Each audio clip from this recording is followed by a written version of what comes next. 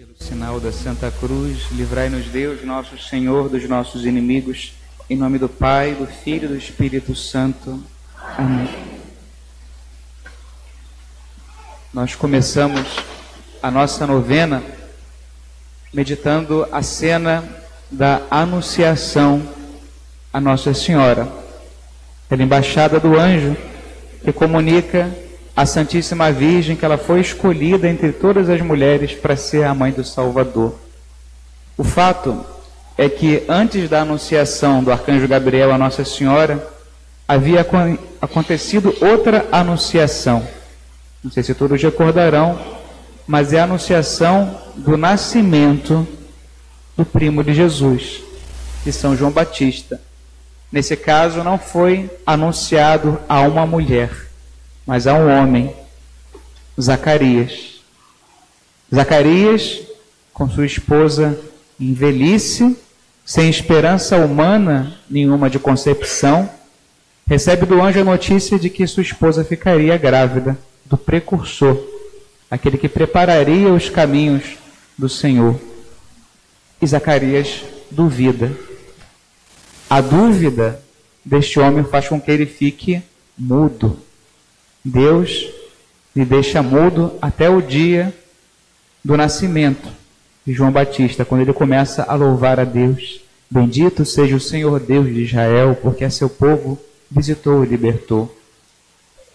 A diferença das duas anunciações, entre outras, mas talvez a principal, é justamente o contraste entre a falta de confiança de Zacarias e a confiança de Nossa Senhora. Nossa Senhora não duvida do anjo, embora o que ele diga a ela seja algo também humanamente impossível de acontecer. Como que uma virgem vai dar à luz? Isso é inconcebível ainda hoje. Na verdade, como que alguém sendo virgem pode dar à luz? Bom, se bem que hoje há técnicas de manipulação, enfim, que naquela época não existia. Mas não se trata disso. Como uma mulher pode ficar grávida sem o concurso de um varão?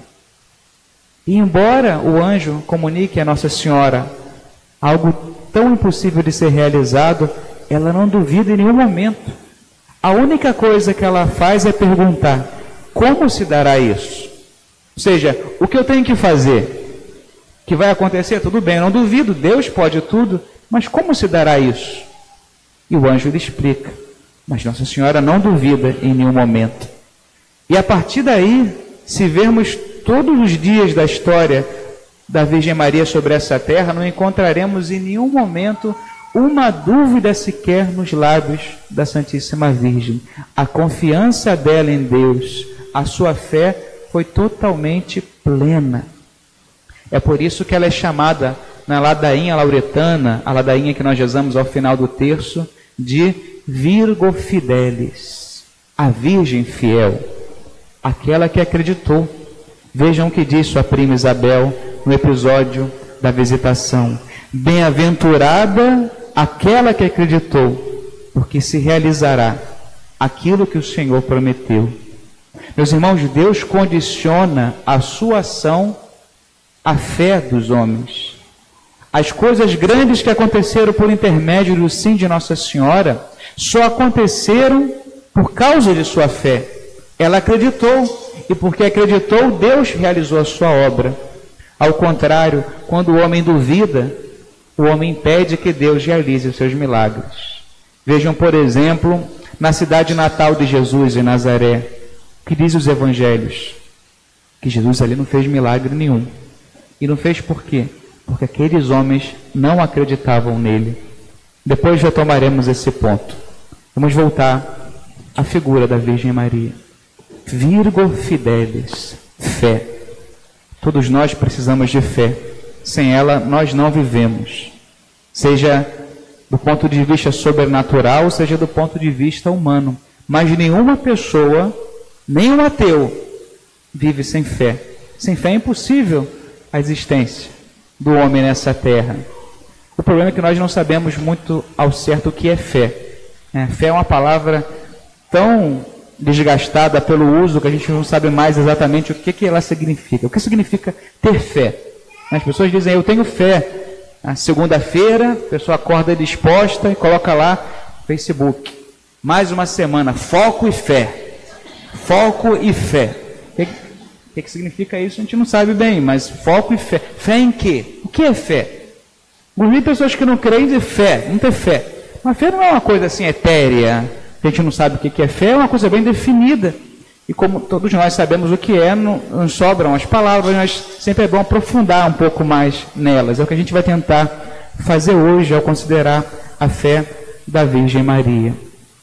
Meus irmãos, nós falávamos que todos nós, para sobreviver nessa terra, precisamos de fé. Isso se dá, inclusive, no ponto de vista das relações humanas, né? Precisamos de fé para poder seguir a nossa vida normal, por exemplo, nas ações menos transcendentes possíveis, né? As ações mais cotidianas, quando a gente vai lá no celular e pede um Uber, né? Pede lá um carro para pegar a gente. A gente acredita que a pessoa que a gente chamou é a pessoa que vai chegar, que aquela pessoa tem carteira de motorista, que aquela pessoa sabe efetivamente dirigir. Ninguém, talvez alguém mais escrupuloso faça isso, mas em geral, a maioria dos mortais, a gente entra no carro, confia que a pessoa sabe dirigir e vai embora. Não é verdade? Que vai nos deixar no lugar certo. Se alguém pega um ônibus, vai acreditar que o motorista vai nos levar até o lugar onde a gente espera que ele leve.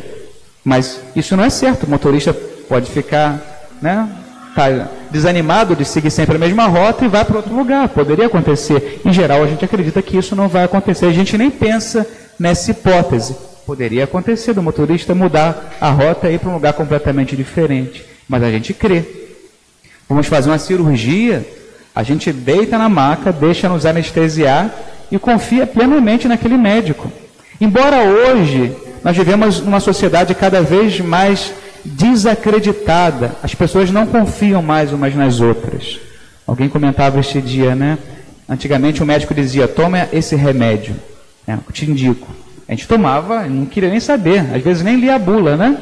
O médico mandou, a gente toma e acabou, ele estudou para isso. Hoje em dia não. O médico diz, toma esse remédio, a gente vai entrar lá no Google para procurar, né? Será que esse remédio está certo? Será que não é? Desconfia. A gente vive nessa desconfiança uns dos outros. E essa desconfiança, se ela for levada ao extremo, faz com que uma pessoa fique travada. Ela simplesmente não vive, porque nós precisamos de confiança. Se não há relações de confiança, como nós dizíamos, não é possível viver. E nós não estamos aqui falando ainda da fé sobrenatural. Estamos falando das relações humanas. Precisamos ter fé no nosso dia a dia. E do ponto de vista sobrenatural, no dia do nosso batismo, nós acreditamos nisso, foi infundida em nossas almas a virtude da fé, juntamente com a esperança e a caridade. São os outros dois temas que nós veremos nos próximos dias dessa novena. Hoje, a virtude da fé. A igreja nos ensina que é uma virtude teologal. O que significa isso?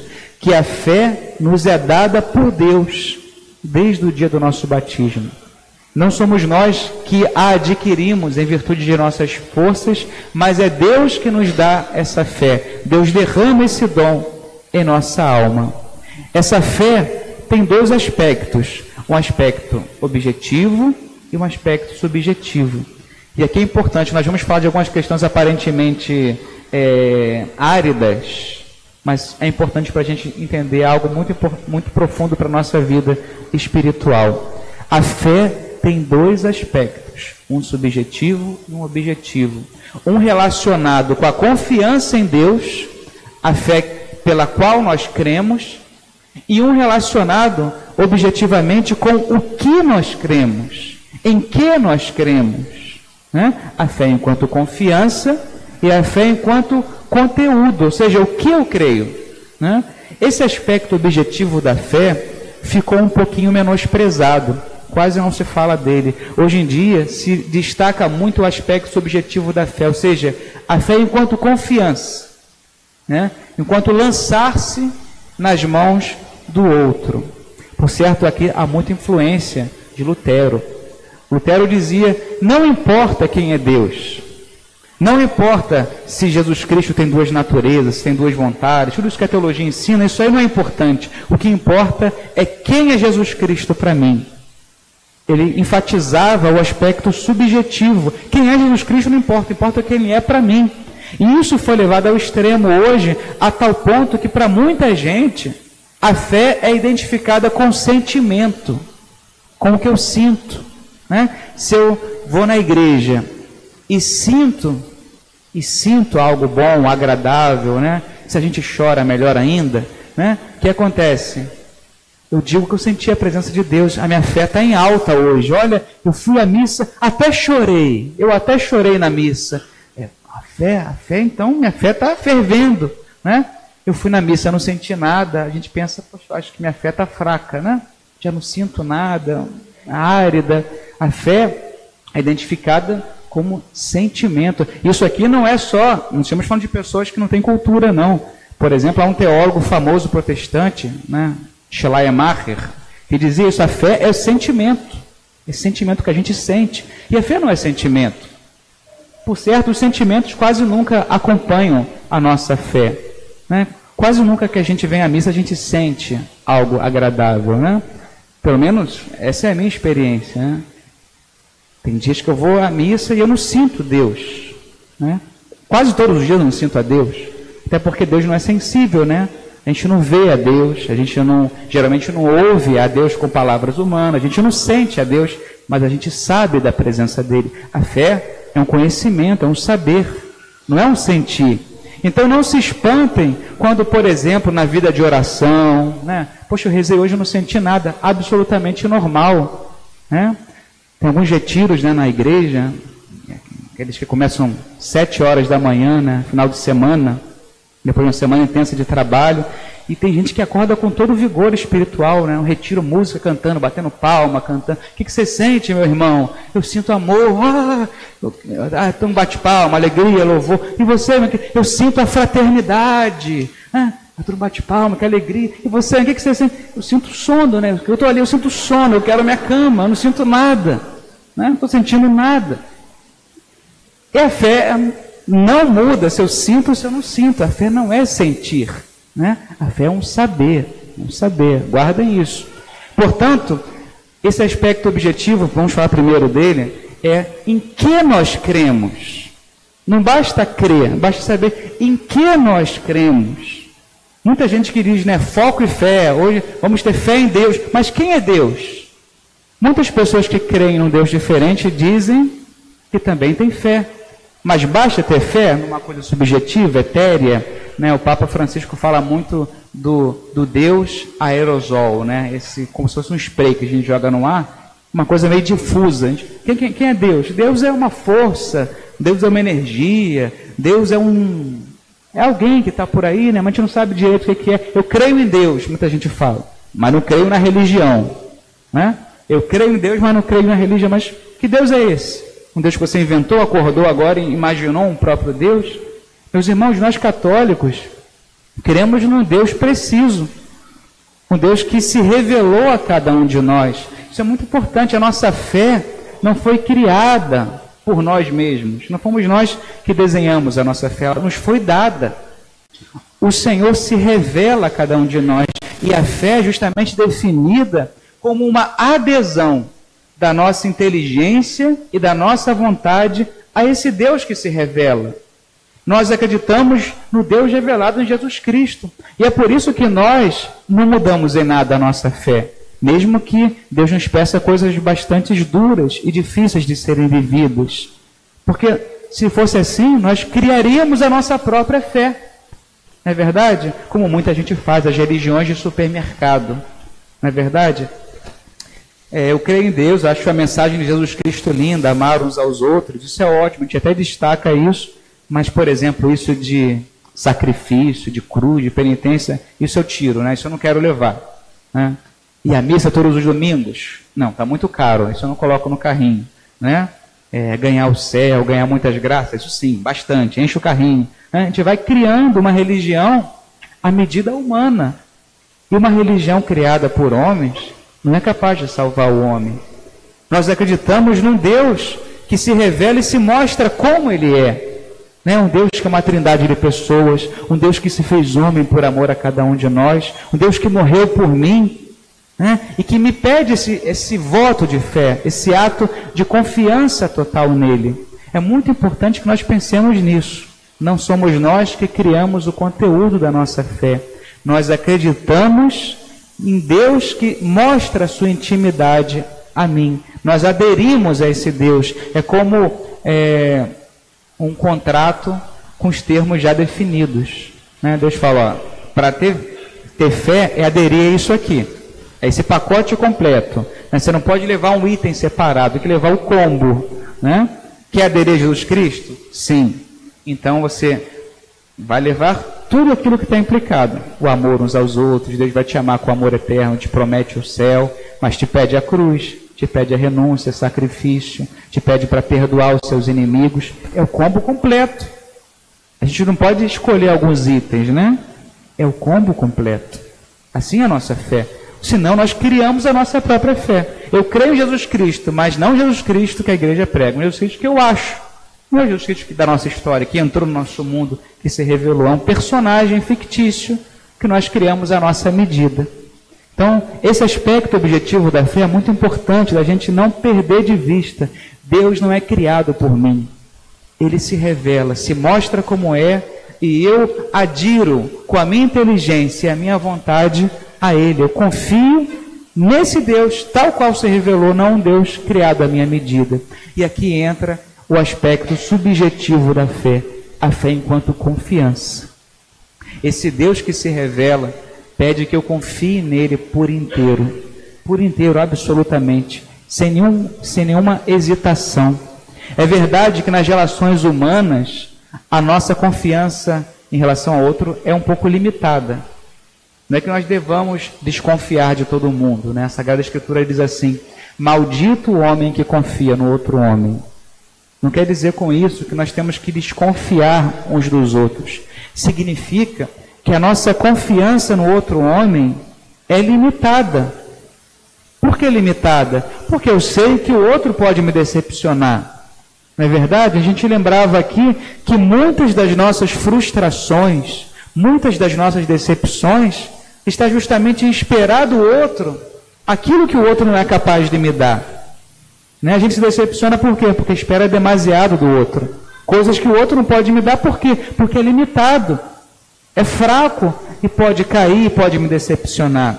Então a nossa confiança uns nos outros precisa ser limitada. Limitada em que sentido? Eu tenho a consciência de que, embora eu confie muito nessa pessoa, ela pode tropeçar e me machucar. Isso pode acontecer nas nossas relações. Por certo, isso acontece o tempo todo entre nós. Nós nos machucamos. Não significa que nós não nos amemos. Né? Marido e mulher se machucam com frequência. Pais e filhos, amigos também se machucam. O grande problema do nosso mundo de hoje é que as relações se tornaram muito descartáveis. E quando a gente se machuca, a gente prefere o quê? Romper. Né? A gente está perdendo a incapacidade de permitir que o outro levante, de recomeçar, né? De juntar os caquinhos e colar para manter de novo o vaso inteiro. Né? Hoje em dia a gente deixa que coisas valiosas se percam porque perdeu a capacidade de recuperar a confiança. Né? Precisamos que nós demos uns aos outros esse voto de confiança como Deus faz com a gente.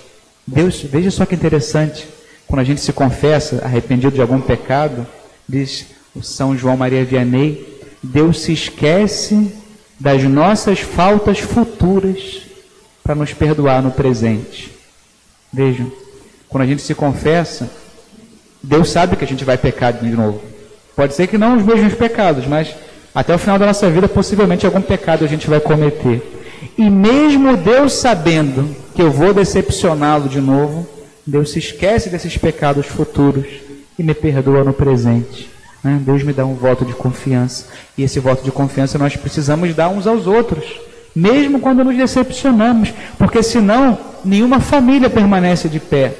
Nenhuma amizade permanece. A gente vai estar destruindo famílias, destruindo amizades, destruindo relações o tempo todo, porque a gente não permite a capacidade de que o outro ganhe novamente a confiança.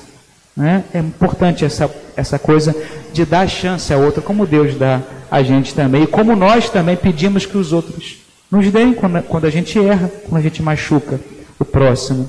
Então a confiança que nós temos uns para com os outros é uma confiança limitada. Porém, a confiança que Deus pede que nós tenhamos em relação a Ele precisa ser absoluta. Deus é a única pessoa em que nós podemos confiar absolutamente, porque temos a plena certeza que nunca vai me trair. Nunca vai me trair. Meus irmãos, Deus nunca nos enganou. Nós, às vezes, nos decepcionamos com Deus porque criamos uma imagem falsa dele. Imaginamos que Deus vai realizar todas as nossas vontades. E quando Deus não realiza, a gente, como criança birrenta, fica com raiva de Deus, né? Quantas vezes nós nos afastamos já da fé porque Deus não fez o que a gente queria? Poxa, Senhor, eu te pedi tanto pela cura daquela pessoa, eu te pedi tanto para aquela pessoa não morresse, pedi tanto por isso, por aquilo outro, o Senhor não ouviu minhas orações, né? E a gente, às vezes, abandona a igreja, abandona a fé por conta disso. Meus irmãos, em que página das Escrituras o Senhor disse que a nossa vida seria fácil aqui na terra? Em que página dos Evangelhos o Senhor disse assim: creiam em mim e a vida de vocês será um mar de rosas? Quem promete isso são as falsas religiões. Crê em Jesus e tua vida vai ser uma maravilha. Crê em Jesus e você não vai ter mais problema nenhuma. Sua mulher vai ficar linda, né? Seu filho vai tirar suas notas boas, né? Seu marido então vai lavar a louça todo dia, vai cuidar da casa, vai te dar carinho, flores. Meus irmãos, isso é uma religião humana. A religião de Jesus Cristo é bem diferente dessa. Se alguém quiser ser meu discípulo, renuncie a si mesmo, tome a sua cruz e siga-me. O problema é que essas páginas do Evangelho a gente prefere deixar um pouquinho coladas assim, né? Para a gente não lembrar delas. Quando a gente se deparar com as dificuldades, com as cruzes, lembremos, mais do que motivos para desconfiar de Deus, isso é uma confirmação de que nós estamos no caminho dele. A cruz para nós confirma que nós estamos no caminho certo. Tanto é assim que os santos se queixavam com Deus quando não tinham mais sofrimento. Senhor, me abandonaste? Não tive nenhum sofrimento hoje, o Senhor esqueceu de mim? Reclamavam os santos quando não tinham cruzes. A cruz para nós cristãos é confirmação, é selo de que nós estamos no caminho de Jesus, não ao revés. Meus irmãos, lembrem-se disso. O Senhor não nos prometeu uma vida fácil nessa terra. E vejam o testemunho de Nossa Senhora. Mesmo o arcanjo Gabriel tendo dito que ela seria a mãe do Salvador, que a sombra do Altíssimo estaria sobre ela, a vida de Nossa Senhora dali para frente foi bastante complicada. Imagina perder um filho naquele tumulto das peregrinações de Jerusalém, sem saber o que aconteceu com o filho. Imagine depois ter o seu filho arrancado de você, torturado, sendo assassinado diante da mãe.